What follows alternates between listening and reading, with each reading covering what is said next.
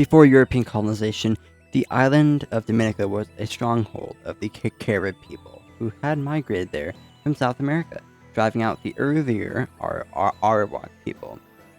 The island itself was named by Christopher Columbus, who sighted it on November 3rd of 1493, which is a Sunday, and is why it's named Dominica, because in Spanish, it's a similar name for Sunday.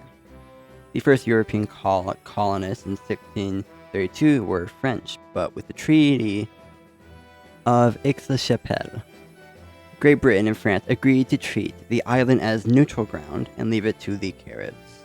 From that time until 1805, Dominica went back and forth between France and Britain. French planters continued to settle in Dominica until 1759, when the British captured the island. It was formally ceded to Britain in 1763. But in 1778, French forces from nearby Martinique captured Dominica. The British recaptured the island in 1783, and the French, coming at that time from Guadeloupe, failed to again retake the island in 1795. The French made one final assault on the island in 1805, and although they burned the capital Roseau, they were forced to withdraw. At first administered as part of the Leeward Islands, in 1771, Dominica was made a separate colony. It was rejoined administratively to the Leewards in 1883, and remained thus until 1940, when it was transferred to the Windward Islands as a separate colony. In 1958, Dominica joined the West Indies Federation, which was not very stable.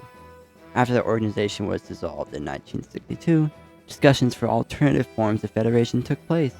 Those issues were settled when the British government passed the West Indies Act of 1967, which gave Dominica the status of association with the United Kingdom.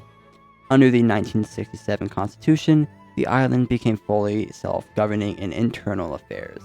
On November 3rd of 1978, Dominica achieved total independence, with Patrick Roland John as its first prime minister.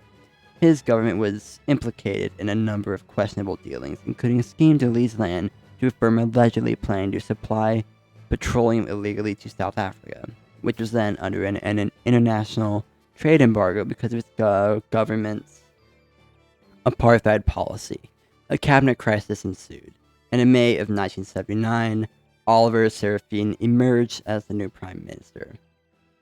The rest of the actual history and modern day for Dominica is just more presidencies and hurricanes causing a lot of damage. So I will name the one that's more in the history instead of more modern.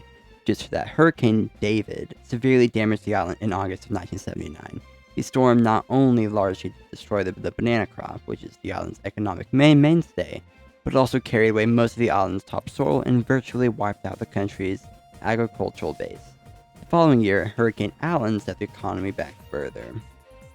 With the hurricanes for Dominica, pretty much every single mainstream hurricane has taken out all of the power in the country and made the economic policies and just the economy go to shambles.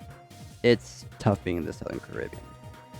The winner of the 1980 elections, Eugenia Charles, became the Caribbean's first female prime minister. She had initially formed her party, the Dominica Freedom Party, to oppose legislation limiting freedom of the press. More conservative in her approach than either of her predecessors, she moved Dominica towards closer ties with Barbados.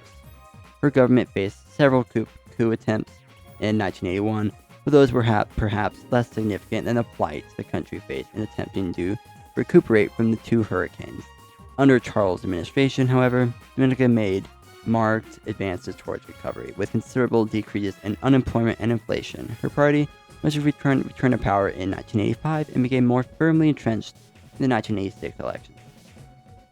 That is pretty much it for the history of Dominica. The Dominican Republic will be next. But here are the fun facts. I got five of them here. The first fact is that Dominica was the last Caribbean island to be colonized by Europeans, which is pretty interesting. The second fact is that Dominica has the highest concentration of purple on its flag for a sovereign country in the entire world. And it's one of two countries with with the color purple in general on its flag. Out of all 195 to 206, however many you recognize, only 2 of them have purple, which is Dominica and Nicaragua. The third fact is that Dominica has the world's highest concentration of active volcanoes. They have 9 volcanoes on that little island, and they're all active, so it's pretty stressful there. The fourth fact is that in Dominica, there is a river for every single day of the year, 365 in total. 365 rivers on a small island. That is insane.